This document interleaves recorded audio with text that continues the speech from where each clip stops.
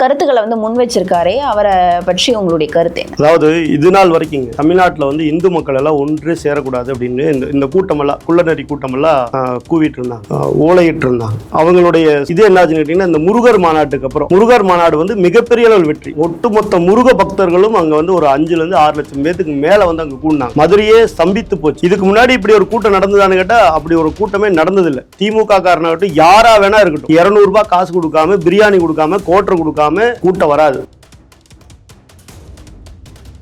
மொத்தமா சங்கிகளா வந்திருக்கிறானுங்களே, நம்மளுக்கு 2026 நம்ம நடுத்தரவில் நிற்போங்கிற பயம் வந்து, அதனாலதான் அந்த கூட்டத்தை போட்டு என்ன பண்றாரு, கொடுத்த காசு கூவிட்டு போய்கிறார் சத்யராஜ். ஜியா முஸ்லீம் இருக்காங்க, ஜன்னி முஸ்லீம் இருக்காங்க, இந்த மாதிரி 4-5 பிரிவு இல்லையா? அப்ப அதெல்லாம் என்ன சொல்லுவாரு? அப்ப அங்கெல்லாம் என்ன தொழிப்பாரு அவரு? அதை பத்தி பேசுவாரா? இவருக்கு திராணி இருக்கான்னு கேட்கிறேன். ஏன்னா வெட்டிடுவான், எங்க வெட்டணுமோ அங்க வெட்டுவான். அதை பத்தி பேசுவாரா அவரு? தங்கத்தட்டுல வச்ச மலம் இருக்கிறார் தமிழ். ஒத்துக்குவாரா சத்யராஜ்? இவ்வளவு வாய்களிய பெரியார் பெரியார் பெரியார்னு பேசுறாருல, அதை ஒத்துக்கிறாரா? அந்த ஈவேரா சொன்ன வார்த்தையை சத்யராஜ் ஒத்துக்கிறாரான்னு கேட்கிறேன். இதனாலதான் பெரியார எல்லா கோயில் வாசல்லையும் வெயில்ல காக்க வச்சிருக்காரு கடவுள். தெரிஞ்சுக்க, பெரியார் ஈவேரா கடவுள் மறுப்பாளர், ஈவேரா எல்லாமே சொல்றாங்கல்ல, அவர் எங்க இருக்கிறாரு? அவர் எங்க உட்கார வச்சிருக்காரு சொல்றது? கடவுள் முச்சந்தில கோயில் வாசல்ல ஒட்ட வெயில்ல காக்கா மேல உட்கார்ந்து ஆய் போற இடத்துல உட்கார வச்சிருக்காரு பெரியார். திமுக சார்பில் என்ன சொல்றாங்க அப்படின்னா, நாங்க முருகர் பக்தர்களை நாங்க எதிர்க்கல, இவங்க வந்து முருகர் பக்தர் மாநாடுன்னு சொல்லிட்டு அரசியல் அந்த இடத்துல பேசுறாங்க, அதை தான் நாங்க எதிர்க்கிறோம் அப்படின்னு சொல்லி சொல்றோம். அது மாதிரி நாங்க தமிழை எதிர்க்கல, தமிழை நாங்க வந்து இப்பயும் போற்றுகிறோம், இவங்க பண்ற ஒரு விதமான அரசியலை தான் நாங்க தொடர்ந்து எதிர்க்கிறோம் அப்படின்னு சொல்லி சொல்றோம். தமிழை எங்க போட்டுறாங்க? சூப்பர்னு எழுதுறத சூ இப்ப இர்னு எழுதுன்னு சொன்னவர் முதலமைச்சர். இதுதான் தமிழை வளர்த்த லட்சணமா? இவங்க எங்க தமிழ் வளர்த்துறாங்க சொல்லுங்க? அந்த முருகருக்கு உண்டான மாநாட்டுல கண்டிப்பா அரசியல் இருக்கும். ஏன் நீங்க முருகனை அரசியல் ஆக்குனீங்க சார்? ஆனா நீங்க மாநாடு நடத்துறதுக்கு முன்னாடி நாங்க இது அரசியலுக்காக நடத்தல, முழுக்க முருக பக்தர்களுக்காக தான் நடத்துறோம் சொல்றீங்க. ஆமாங்க. இப்ப நீங்க சொல்றீங்க அரசியல் இருக்கும்னு சொல்றீங்க. இது என்ன சொல்றீங்க? நாங்க சொன்னது நியாயம், புரியுதுங்களா? ஆரம்பத்துல முருகர் மாநாடு தான் நடத்தணும், அதையே தடை பண்ணீங்க. நாங்க முருகர் மாநாடு தானே சொன்னோம். ஏன் அந்த மாநாடு நீங்க நடத்தணும் ஏன் கேட்டீங்கன்னு கேக்குறேன் நான். திமுக கேட்டாங்களா இல்லையா? ஒண்ணுமே இல்லாம பழனியில முருகருடைய பணத்தை வச்சுக்கிட்டு அந்த மாநாடு நடத்தினாங்க. யார புகழ்ந்து பேசினாங்க? இந்த கையாளாகாத முதலமைச்சர் தானே புகழ்ந்து பேசினாங்க. அவரு தான் முருகரை வளர்த்தாரா?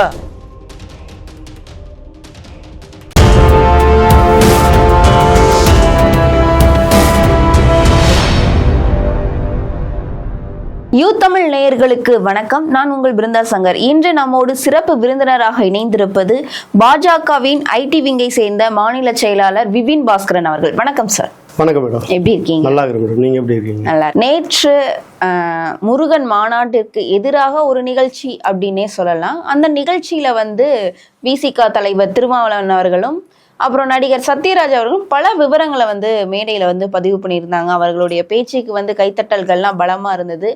ஒரு எப்படி சொல்றது, ஒரு கலை வண்ணத்துல வந்து நிறைய விஷயங்கள் வந்து பேசியிருக்காங்க. அதை பார்க்கும்போது உங்களுக்கு என்ன தோன்றுது? சத்யராஜ் வந்து பல கருத்துக்களை வந்து முன் வச்சிருக்காரே, அவரை பற்றி உங்களுடைய கருத்து என்ன? அதாவது இது நாள் வரைக்கும் தமிழ்நாட்டில் வந்து இந்து மக்கள் எல்லாம் ஒன்றே சேரக்கூடாது அப்படின்னு இந்த கூட்டமெல்லாம் குள்ளநரி கூட்டமெல்லாம் கூவிட்டு இருந்தாங்க, ஓலையிட்டு இருந்தாங்க. அவங்களுடைய இது என்னாச்சுன்னு கேட்டிங்கன்னா, இந்த முருகர் மாநாட்டுக்கு அப்புறம் முருகர் மாநாடு வந்து மிகப்பெரிய அளவில் வெற்றி. ஒட்டுமொத்த முருக பக்தர்களும் அங்கே வந்து ஒரு 5-6 லட்சம் பேத்துக்கு மேலே வந்து அங்கே கூடினாங்க. மதுரையே ஸ்தம்பித்து போச்சு. இதுக்கு முன்னாடி இப்படி ஒரு கூட்டம் நடந்ததான்னு கேட்டால் அப்படி ஒரு கூட்டமே நடந்ததில்லை. திமுக காரனாகட்டும் யாரா வேணா இருக்கட்டும், 200 ரூபாய் காசு கொடுக்காம, பிரியாணி கொடுக்காம, கோட்டர் கொடுக்காம கூட்டம் வராது. எந்த ஒரு மாநாட்டுக்கும் பிஜேபி தவிர வேறு யாரு நடத்தினாலும் அவங்களுக்கு இந்த கொடுத்தா தான் வருவாங்க. ஆனால் தன்னெழுச்சியாக 5-6 லட்சம் பேர்த்துக்கு மேலே வந்தோடனே இதை பார்த்து இவங்களுக்குலாம் பயம் வந்துருச்சு. நம்ம இனிமேல் வந்து ஓட்டு பிச்சை எடுக்க முடியாது இல்லையா? சிறுபான்மையினர் ஓட்டு பிச்சை எடுக்க முடியாது. இந்துக்கள்கிட்ட போய் பிஜேபி வந்துடும், எங்களுக்கு தான் நீங்கள் ஓட்டு போடுங்க அப்படின்னு பிஜேபி காமிச்சு சிறுபான்மையினர்கிட்ட ஓட்டு கேட்க முடியாது. ஏன்னா இங்கே வந்து இந்துக்களுடைய சங்கமமாக மாறிடுச்சு. முருகர் வந்து தமிழை வளர்த்தவரே முருகர். தமிழால் முருகர் வளர்ந்தாரு, முருகரால் தமிழ் வளர்ந்துச்சு. அதுதான் அங்கே பறைசாற்றுறோம். அதாவது முருகருடைய முதல் படை வீடு திருப்பரங்குன்றம் அங்கே தான் இருக்குது, கடைசி வீடு பழமுதிர் சோலையும் அங்கே தான் இருக்குது. அப்புறம் அவங்களுடைய தாயார் மீனாட்சி அம்மாள் அவங்களும் அங்கே தான் இருக்கிறாங்க. அப்போது மதுரையும் முருகனையும் தமிழையும் பிரிக்கவே முடியாது. முத்தமிழ் கண்டாடாது. இப்போ நீங்க அந்த கூட்டத்தை பார்த்தோன்னே இந்த குள்ளநெறி கூட்டத்துக்குள்ள என்ன ஆயிடுச்சு, என்னடா இப்படி ஆகி போச்சு, நம்ம இதெல்லாம் ஒன்று சேராதுன்னு நினைச்சோம், இவ்வளவு பேர் வரமாட்டாங்கன்னு நினைச்சோம். நம்ம எல்லாம் வந்து ஒவ்வொரு வரும்போது பாத்தீங்கன்னா 200 ரூபாய் கொடுத்தா தான் வர்றா, 200 ரூபாய் இப்போ 500 ஆகி போச்சு. பிரியாணி கொடுத்தா தான் வர்றா, கூடவே கோட்டரை கொடுக்க வேண்டியது இருக்கு. ஆனா இவனுக்குலாம் எப்படா இவ்வளவு பேர் வர்றானுங்க, எல்லாம் ஒட்டுமொத்தமா சங்கிகளா வந்திருக்கிறானுங்களே. நம்மளுக்கு 2026 நம்ம நடுத்தருவில் நிற்போங்கிற பயம் வந்துருச்சு. அதனாலதான் அந்த கூட்டம்.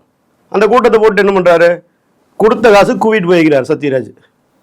புரியுதுங்களா? நான் கேட்கிறேன், பெரியார் பெரியார் பெரியாருங்கிறீங்களே, அந்த பெரியார் தமிழை பத்தி என்ன சொல்லிக்கிறார்? சத்யராஜ் பேசுவாரா? தைரியம் இருக்கான்னு கேட்கிற சத்யராஜுக்கு. அதான் சொல்றாரு, சாதி மறுப்பே தமிழ் தேசியம், அதுதான் எங்களுடைய கொள்கை அப்படின்னு சொல்லி நான் கேட்கிறேன், இந்து மதத்துல மட்டும்தான் ஜாதி இருக்கா? கிறிஸ்துவத்துல இல்லையா?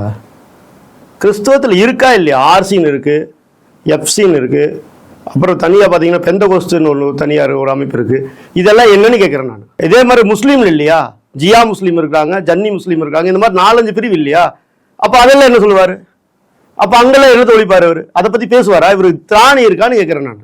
ஏன்னா வெட்டிடுவான், எங்கே வெட்டணுமோ அங்கே வெட்டுவான். அதை பற்றி பேசுவார் அவர்? ஏன்னா இந்துக்கள் மட்டும்தான் எல்லாத்தையும் உள்வாங்கிக்குவோம், ஆனால் நாங்கள் வெளிப்படுத்த வேண்டிய இடத்துல வெளிப்படுத்துவோம். இவர் என்ன பண்ணுறாரு, நான் திருப்பி சொல்கிறேன், பெரியார் அவர்கள் தமிழை பற்றி பேசுனதை பற்றி சத்யராஜ் அவர்கள் பேசுவாரான்னு கேட்குறேன். பொது மேடையில் பேசுவாரா? என்னோட விவாதம் பண்ண தயாரா அவர் பெரியார் என்ன சொல்லியிருக்கிறார்? தங்கத்தட்டில் வச்ச மலம் இருக்கிறார் தமிழை. ஒத்துக்குவாரா சத்யராஜ்? இவ்வளவு வாய்களிய பெரியார் பெரியார் பெரியார்னு பேசுறாருல, அதை ஒத்துக்கிறாரான்னு, அந்த ஈவேரா சொன்ன வார்த்தையை சத்யராஜ் ஒத்துக்கிறாரான்னு கேட்கிறேன் நான். உலகத்தில் இருக்கிற, அதாவது இந்தியாவில் இருக்கிற யாருக்கு வேணா சுதந்திரம் கொடு, ஆனா தமிழ்நாட்டுக்காரனுக்கு மட்டும் சுதந்திரம் தராத, அவன் ஒரு காட்டு மிராண்டி அப்படின்னு சொன்னவர் பெரியார் ஈவேரா. அதை ஒத்துக்கிறார் அவரு? அது மட்டும் இல்லைங்க, இதனாலதான் பெரியார எல்லா கோயில் வாசல்லையும் வெயில்ல காக்க வச்சிருக்காரு கடவுள். தெரிஞ்சுக்க, பெரியார் ஈவேரா கடவுள் மறுப்பாளர், ஈவேரா எல்லாமே சொல்றாங்கல்ல, அவர் எங்க இருக்கிறாரு? அவர் எங்க உட்கார வச்சிருக்காரு சொல்றது கடவுள்? முச்சந்தியில, கோயில் வாசல்ல, மொட்டை வெயில்ல, காக்கா மேல உட்கார்ந்து ஆய் போற இடத்துல உட்கார வச்சிருக்கார் பெரியார். அது உண்மையா இல்லையா? இன்னைக்கு கடவுள் எப்படி இருக்கார்? கருவறைக்குள்ள இருக்கிறார். இவர் எங்க இருக்கார்? நடு தெருவில், நடு ரோட்ல, மொட்டை வெயில் இருக்கிறாரா இல்லையா? அதுதான் கடவுள் அவர் கொடுத்த தண்டனை. இப்ப அவங்க என்ன சொல்றாங்கன்னு பாத்தீங்க அப்படின்னா, திமுக சார்பில் என்ன சொல்றாங்க அப்படின்னா, நாங்க முருகர் பக்தர்களை நாங்க எதிர்க்கல, இவங்க வந்து முருகர் பக்தர் மாநாடுன்னு சொல்லிட்டு அரசியல் அந்த இடத்துல பேசுறாங்க, அதை தான் நாங்க எதிர்க்கிறோம் அப்படின்னு சொல்லி சொல்றோம். அது மாதிரி நாங்க தமிழை எதிர்க்கல, தமிழை நாங்க வந்து இப்பயும் போற்றுகிறோம். இவங்க பண்ற ஒரு விதமான அரசியலை தான் நாங்க தொடர்ந்து எதிர்க்கிறோம் அப்படின்னு சொல்லி சொல்றாங்க. தமிழை எங்க போட்டுறாங்க இவங்க? சூப்பர்னு எழுதுறத சூ இப்ப இர்னு எழுதுன்னு சொன்னவர் முதலமைச்சர். இதுதான் தமிழை வளர்த்த லட்சணமா? இவங்க எங்க தமிழ் வளர்த்துறாங்க சொல்லுங்க? போன வருஷம் தேர்வில் மட்டும் 50,000 பேருக்கு மேல ஃபெயில் ஆகிக்கிறாங்க தமிழ் பாடப்பிரிவில். தமிழ் வளர்த்த லட்சணமா அது? தமிழ் வாழ்கான்னு மேலே போட்டுக்கிட்டு உள்ள சட்டசபையில் பேசக்கூடிய எல்லாருமே இங்கிலீஷில் பேசுகிறாங்க. Sir, can I talk in English, I cannot speak in தமிழ்னு பேசிட்டு பிடிஆர் பேசுகிறாரு. பேசுனாரா இல்லையா? அதுக்கு எப்படி அலோவ் பண்ணீங்க நீங்க? தமிழே தெரியாதவங்கள அமைச்சராகிறாங்க. 2 வரி குறள், திருக்குறள், அதையே படிக்க முடியாது இவங்களால. அதெல்லாம் தாண்டி தமிழ் தாய் வாழ்த்த ஒரு அமைச்சர்னாலாவது இவங்க போட்டிருக்காங்க இல்லையா? மேல இருந்து முதலமைச்சர்ல இருந்து கடைக்கோடியில் இருக்கக்கூடிய ஊராட்சி மன்ற தலைவர் வரைக்கும், ஊராட்சி மன்ற உறுப்பினர் வரைக்கும் யாராவது ஒருத்தராவது தமிழ் தாய் வாழ்த்த தவறு இல்லாம பாடுவாங்களா? என்ன தமிழ் வளர்த்து கிழிச்சிருக்காங்க இவங்க? அதாவதுங்க, முத்தமிழ் வளர்த்த மதுரையில் முருகருக்கு உண்டான மாநாடு, அந்த முருகருக்கு உண்டான மாநாட்டில் கண்டிப்பா அரசியல் இருக்கும். ஏன் நீங்க முருகனை அரசியல் ஆக்குனீங்க சார்? ஆனா நீங்க முதல்ல மாநாடு நடத்துறதுக்கு முன்னாடி நாங்க இது அரசியலுக்காக நடத்தல, முழுக்க முருக பக்தர்களுக்காக தான் நடத்துறோம்னு சொல்றீங்க. ஆமாங்க. இப்ப நீங்க சொல்றீங்க அரசியல் இருக்குன்னு சொல்றீங்க. இது என்ன? நாங்க சொன்னது நியாயம், புரியுதுங்களா? ஆரம்பத்துல முருகர் மாநாடு தான் நடத்தணும், அதையே தடை பண்ணீங்க. நாங்க முருகர் மாநாடு தானே சொன்னோம். ஏன் அந்த மாநாடு நீங்க நடத்தணும்னு ஏன் கேட்டீங்கன்னு கேட்கிறேன் நான். திமுக கேட்டாங்களா இல்லையா? ஒண்ணுமே இல்லாம பழனியில முருகருடைய பணத்தை வச்சுக்கிட்டு அந்த மாநாடு நடத்தினாங்க. யாரை புகழ்ந்து பேசினாங்க? இந்த கையாளாகாத முதலமைச்சரை தானே புகழ்ந்து பேசினாங்க. அவரு தான் முருகரை வளர்த்தாரா? இல்ல அவரு தான் தமிழை வளர்த்தாரா? முருகருடைய காசு எடுத்துக்கிட்டு ஸ்டாலின் அவருடைய புகழ் பாடுறாங்க பழனியில. அது முருகர் மாநாடா? அங்க வந்தவங்களாம் இந்துக்களா, முருகருடைய பக்தர்களா, அங்க வந்து சொற்பொழிவாற்றுவங்களா? இது முழுக்க முழுக்க அங்க வந்திருந்தாங்களே முருக பக்தர்களுடைய நன்கொடையால, முருகர் காசு கிடையாது, முருகருடைய உண்டியிலிருந்து ₹1 எடுக்காம அந்த நன்கொடையால நடந்த மாநாடு, முருகருடைய புகழ் பாடின மாநாடு. புரியுதுங்களா? இந்த மாதிரி எத்தனையோ நிகழ்ச்சி தமிழக அரசே நடத்திக்கலாம், ஏன் நடத்தல? நாங்க முன்ன சொன்னோம் இது அரசியல் மாநாடு கிடையாது, ஆனால் அரசியல் ஆக்குனது திமுக. ஏன் பர்மிஷன் தரல? அதுக்கு எவ்வளவு தடை? பாஸ் வாங்கிட்டு தான் என் வீட்டு விட்டு வெளியில வரணும். நான் இந்துன்னு ஒரு அடையாளத்துல நான் போய் காவல் அதிகாரி கிட்ட, சார் நான் இந்து, நான் வீட்டு விட்டு வெளியில போறேன், முருகர் மாநாட்டுக்கு போறேன்னு பர்மிஷன் வாங்கணும். இத மாதிரி ஒரு கேவலமான ஒரு அரசாங்கம் இந்த உலகத்துல வேற எங்க இருப்பாங்களா? ஏங்க, கோயில் காசு வேணும் உங்களுக்கு, இந்துக்களுடைய காசு வேணும் உங்களுக்கு, உங்க வண்டி ஓட பெட்ரோல் போட. ஆனா இந்துக்கள் அவங்களோட உரிமைக்காக முருகரை பார்க்க போறதுக்கு விட மாட்டேங்க. என்ன நியாயங்க இது? இவர் பேசினார்ல, சத்யராஜ் கூட பேசியிருக்காரு. ஆத்திகம் என்ன, நாத்திகம்னா என்ன? ஆத்திகம்னா அந்த உண்டியல் வச்சிருக்கிறது ஆத்திகம், அதுக்கு ஒரு கூட்டு போட்டிருக்கிறது நாத்திகம். இதை பண்ணது யாரு? இப்ப இருக்கக்கூடிய திமுக அரசாங்கம் தானே. இது யார் பண்ணிக்கிறா? நீங்க ஒவ்வொரு கோயிலுக்கு முன்னாடி போங்க, கோயிலுக்கு முன்னாடி பெரிய உண்டியலை போட்டு அங்க 2 பேர் காவல் போட்டிருக்கிறது யார் போட்டிருக்கிறா? திமுக அரசாங்கம் தானே. எதுக்காக? அவங்களுக்கு கோவில் முக்கியம் கிடையாது, அந்த கோவிலிருந்து இருந்து வரக்கூடிய வருமானம் முக்கியம். வேண்டான்னு சொல்ல, அந்த ஆத்திகத்திலிருந்து வரக்கூடிய வருமானத்தை வேண்டான்னு சொல்ல வேண்டியதானே திமுக. ஏன் சொல்ல மாட்டாங்கிறான்? சத்யராஜுக்கு எவ்வளவு வேண்டியதானே? எங்க ஆத்திகத்திலிருந்து வர காசு நீங்க எங்க எடுத்து செலவு பண்றீங்க? நீங்க நாத்திகவாதி தானே. பெரியார் சொன்ன கருத்தை தானே சத்யராஜ் அவர்கள் சொல்றாங்க. இல்லங்க, பெரியார் சொன்ன கருத்து நீங்க அதை பின்தொடர்ந்து வர்றவங்க தானே, பின்தொடர்ந்து வர்றவங்க தானே. நீங்க செய்யறீங்கன்னு கேட்கிறேன் நான். நீங்க ஏதை பண்றீங்க?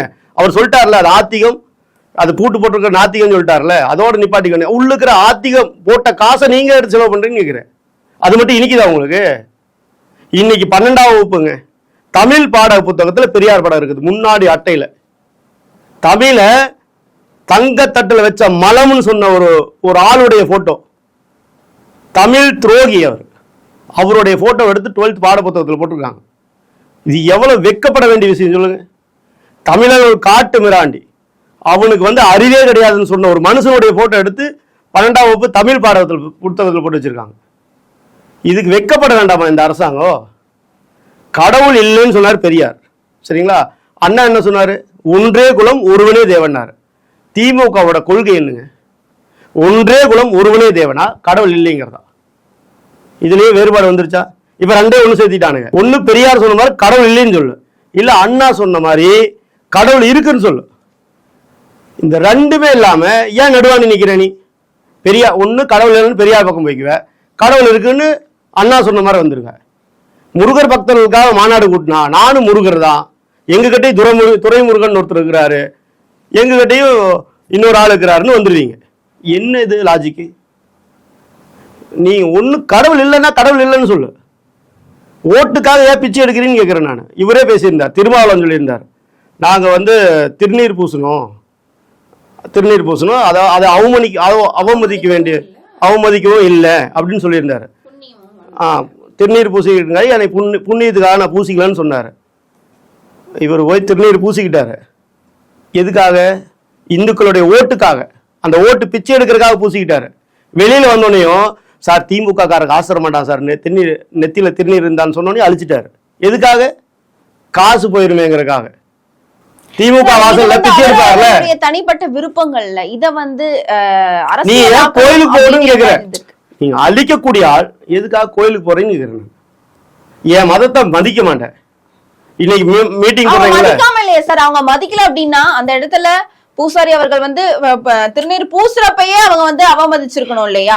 நீங்க அழிக்கிறீங்கன்னு ஏன் அழிக்கிறீங்கன்னு கேக்குறேன் நான்.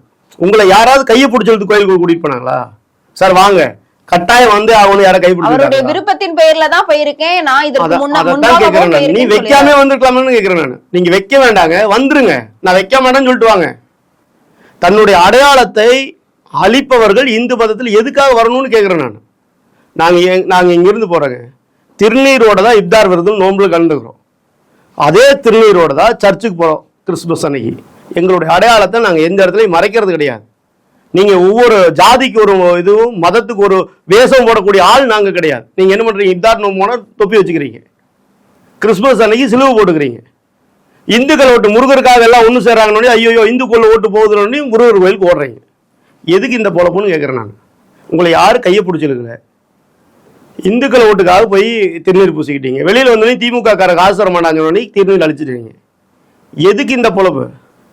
யார் உங்களை கூப்பிட்டான்னு கேட்குறேன் நான். எதுக்கு இந்த போலி வேடம்னு கேட்குறேன். அவரே போஸ்ட்ல ஒட்டுறாரு, மதம் மக்களுக்கானது, மதம் அரசாங்கத்துக்கு கிடையாதுன்னு போடுறாரு. நான் கேட்குறேன், கிறிஸ்துவருடைய கோயில் எல்லாம் யாருக்கிட்ட இருக்குது? கிறிஸ்துவர்கிட்ட தானே இருக்குது. சர்ச்செல்லாம் யாருக்கிட்ட இருக்குது? கிறிஸ்துவர்கிட்ட தானே இருக்குது. மசூதியெல்லாம் யாருக்கிட்ட இருக்குது? தற்காலெல்லாம் யாருக்கிட்ட இருக்குது? இஸ்லாமியர்கிட்ட இருக்குல்ல. இந்து கோயில் மட்டும் என்ன இதுக்காக அரசாங்கத்துக்கிட்ட இருக்குது? கேட்க முடியுமா திருமாவளவன்? அந்த மாநாட்டில் அந்த இதில் மத சார்பின்மை ஒரு மாநாடு நடத்தினார்ல, அந்த மாநாட்டில் பேசணுமா வேண்டாம்? அதையே இந்துக்களுடைய கோயில் மட்டும் ஏன் சார் நீங்கள் வச்சிருக்கிறீங்க? அவங்களுக்கு கொடுத்துருங்க. மதம் மக்களுக்கானது தானே சொல்கிறீங்க, அப்போ கொடுக்க வேண்டியதானே, ஏன் மறுக்கிறீங்க? இப்போ ஒட்டு மொத்தமாக இவங்களுக்கு பயம் வந்துருச்சு. முருகர் மாநாடு மிகப்பெரிய அளவில் வெற்றி. எங்கள் தலைவர் அண்ணாமலை அவர்கள் சொன்ன மாதிரியும் தலைவர் நயினார் நாகேந்திரன் சொன்ன மாதிரியும் இந்துக்கள் ஒன்று சேர ஆரம்பிச்சிட்டாங்க. புரியுதுங்களா? எங்களுடைய உரிமைகளை நீங்கள் எங்களுக்கு கிடைக்க வேண்டிய உரிமைகளை நீங்க தடுத்தீங்கன்னா இதை விட மிகப்பெரிய மாநாடுலாம் இன்னும் தொடர்ந்து நடக்கும் தமிழ்நாடு. சரிங்க சார், ஓகே, இவ்வளவு விவரங்கள் நீங்க சொல்றீங்க. அப்புறம் ஏன் சார் ஒரு வீடியோல, அதாவது அந்த மாநாடுல நடந்த ஒரு சின்ன ஒரு பகுதியில அதர்மம் அப்படின்ற வார்த்தைக்கு பின்பு பெரியார் அவர்களுடைய போட்டோ வச்சிருக்கீங்களே, என்ன காரணம்? ஏங்க, அதாவதுங்க, இந்து மதத்தினுடைய முதல் துரோகி யாருன்னு கேட்டீங்கன்னா பெரியார் தான், ஈவேரா தான். புரியுதுங்களா? அவருடைய வரலாறுடைய எடுத்து பார்த்தீங்கன்னா அவர் எங்கே தங்கியிருந்தார்? பிரச்சாரம் போகும்போதெல்லாம் எங்கே தங்கியிருந்தார்? முக்காவாசி இடங்கள்ல கோயிலில் தங்கியிருக்கார். புரியுதுங்களா? கோவிலில் போய் தங்கி அங்கே கிடைக்கக்கூடிய சாப்பாடை சாப்பிட்டு அவர் இந்து மதத்தை ஒழிக்கணுங்கிறார். அப்போ அவர் அதர்மம் செய்கிறாரா இல்லையா? அவர் எங்களுடைய இதுலங்க, எங்களுடைய மதத்தில் இந்து மதத்தை பொறுத்த வரைக்கும் நாங்கள் எல்லாத்தையும் ஏற்றுக்கிறோம், எல்லாத்தையும் உள்வாங்கிக்கிறோம். இந்து மதம் இன்னைக்கு நேற்று தோன்றுறது கிடையாது. அது 5000-10,000 வருஷத்துக்கு முன்னாடி தோன்றுது. எவன் வந்தாலும் அழிக்க முடியாது. எந்த கொம்பாதி கும்பன் வந்தாலும் எங்க மதத்தை ஒரு இது பண்ண முடியாது. ஏன்னா 1000 வருஷமா ஆண்ட முகலாயர்னாலே அழிக்க முடியல, 200 வருஷம் ஆண்ட ஆங்கிலேயர்னாலே அழிக்க முடியல. இவங்களாம் என்ன பிஸ்கோத்து பசங்க? இவங்களாம் அழிச்சிருவாங்களா என்ன? யாராலையும் எதுவும் பண்ண முடியாது. அப்படிப்பட்ட மதம் எங்க மதம். எல்லாத்தையும் உள்வாங்கிக்குவோம், ஆனால் திருப்பி கொடுக்க வேண்டிய நேரத்தில் திருப்பி கொடுப்போம். கண்டிப்பா. இப்ப முருகன் மாநாடு சம்பந்தமாக பலர் பல கருத்துக்களை சொல்லுங்க. அதே மாதிரி ராசா அவர்களும் கடுமையான சொற்களால அமித்ஷா அவர்கள் பேசியிருக்காங்களே, இதை நீங்க எப்படி பாக்குறீங்க? ராசா முட்டாளனுடைய கூடாரத்தில் இருக்கிறார். அதனாலதான் அறிவே இல்லாத அந்த அவங்களுடைய தலைமையகத்துக்கு அறிவாலயன்னு பேர் வச்சிருக்காங்க. மொத்தத்தில் உள்ளுக்கிறவங்க எவனுக்குமே அறிவு கிடையாது, எல்லாம் முட்டா பசங்க. அதனாலதான் அறிவாலயன்னு பேர் வச்சிருக்காங்க. நீங்க அவங்களுடைய பேசுறதெல்லாம் பாருங்க. பிஜேபி ஒரு மாநாடு நடத்திட்டா, பிஜேபியுடைய வெற்றி கொண்டாட்டமாக இருக்கக்கூடிய அந்த மாநாடு நடத்திட்டாங்கன்னா உடனே இவங்க ஆர்எஸ் இறக்கி விட்டுருவாங்க. நீ போய் பேசு, இல்லைன்னா ஆர்எஸ் பாரதி இறக்கி விடுவாங்க. ஏன்னா இந்த 2 அடிமைகளையும் இறக்கி விட்டு ஏதாவது ஒரு வார்த்தை, தவறான வார்த்தைகள் பயன்படுத்து, அப்போ தான் பிஜேபிக்கார ஒட்டுமொத்த தமிழ்நாட்டிலையும் இவரை பார்ப்பாங்க அப்படிங்கிற அந்த ஸ்டைலில் கொண்டு வந்துடுறது. அதாவது முருகர் மாநாடுடைய வெற்றி தமிழ்நாடு ஃபுல்லாக பரவிடக்கூடாது அப்படிங்கிறதுக்காக தான் இந்த வார்த்தையை பயன்படுத்தியிருக்கிற ஆர்எஸ்ஆ. நான் கேட்குறேன், 2G வழக்கில் வருஷ கணக்கில் ஜெயிலில் இருந்த ஜெயிலில் இருந்த ஆள் தானே 2G வழக்கில். நீ திருடனி, 1,70,000 கோடிக்கு மேலே திருடனா, ஒரு திருடனி. நீ எல்லாம் எங்கள் தலைவரை பற்றி பேசலாமா? அருகதை இருக்கான்னு கேட்குறேன் நான். அது மட்டும் இல்லை, அந்த நாயை தூக்கி வெளியில் போடுன்னு சொன்னவர். ஒரு மனுஷனா மதிக்காம அந்த நாயை தூக்கி வெளியில் போடுற பெரியார் என்ன சொல்லியிருக்காரு? என்ன சொல்றாரு அவர்? பகுத்தறிந்து பார்க்கணும் தான் சொன்னாரு. ஒரு மனுஷனை நாயின்னு சொன்ன ஒரு ஆள், இவரெல்லாம் பெரியாரோட வழி தோன்றலா? அப்படிப்பட்ட நபர், மனுஷனாவே மதிக்க தெரியாத ஒரு நபர். இந்த ஆளெல்லாம் எங்க தலைவரை பத்தி பேசலாமா? போல ஏன் இவங்களா பேசுறாங்க? அவங்களாம் ஏழை தாயினுடைய வயிற்றுலேருந்து இன்னைக்கு பெரிய உயர்ந்த இடத்துல உட்கார்ந்துருக்கிறாங்க. அவங்க இந்த நாட்டுக்காக உழைக்கிறாங்க. 1 ரூபா கூட லஞ்சம் வாங்காம வேலை பார்க்குறாங்க. அது இவங்களுக்குலாம் பிடிக்கல. இந்த திருடனுக்குலாம் திருடன் தாங்க பிடிக்கும், கஞ்சா விற்கிறவனு பிடிக்கும், புரியுங்களா? மெத்தப்பட்ட பையன் விற்கிறவனு பிடிக்கும். நீங்க சொல்றத பார்த்தா மத்திய அரசு ஊழலை பண்ணல. ஊழல் நீங்க சொல்லுங்க, 1 ரூபா ஊழல் சொல்லுங்க. எங்க முன்னாள் மாநில தலைவர் சொன்னார் இல்லையா, கால் நகத்தில் இருக்கிற தூசி அளவுக்கு சொல்லுங்க, ஒரு ஊழல் சொல்லுங்க.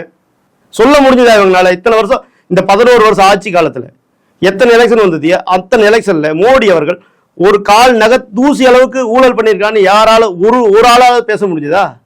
ஆனா எங்களால பேச முடியும். காமன்வெல்த் ஊழல்ல இருந்து 2G ஊழல்ல இருந்து அத்தனை ஊழல் எங்களால பேச முடியும். ஏன்னா அவ்வளவு ஊழல் பண்ணியிருக்காங்க. திமுகங்கிறது வந்து சர்க்காரியா கமிஷனே அவங்களுக்கு ஒரு பட்டத்தை கொடுத்துட்டு போயிட்டாங்க. விஞ்ஞான ரீதியில ஊழல் செய்யக்கூடிய ஒரு அரசாங்கம்னு. அந்த அளவுக்கு ஊழல் பண்ணக்கூடிய ஒரு ஆளுங்க. ஏன்னா சர்க்கரை எங்கடான்னு கேட்டா எறும்பு தின்றுச்சு, அது சாக்கு எங்கடான்னு கேட்டா கரையாந்து இருந்துச்சுன்னு சொன்னவர் கலைஞர். புரியுங்களா? அண்ணாவோட வழி தோன்றன்னு சொல்றாங்களே, அண்ணா என்ன சொன்னாரு? எங்க மதுக்கடையெல்லாம் திறக்காதீங்க, சாராய கடை திறக்காதீங்க, அது வந்து கையில் இருக்கக்கூடிய தொழுநோய்க்கு சமம். அது வந்து எப்படி அழுகி போன கைகள்லாம் இருக்குமோ அந்த மாதிரி ஒரு புற்றுநோய் மாதிரி, அது திறந்துடாதீங்கன்னு சொன்னவர் அண்ணா. அண்ணாவோட வழித்தோன்றல் வந்த கலைஞர் ஏன் திறந்தாருன்னு கேட்கிறேன் நான். சாராய கடை அவரு அப்போ எவ்வளவு பெரிய முட்டாள் அவரு.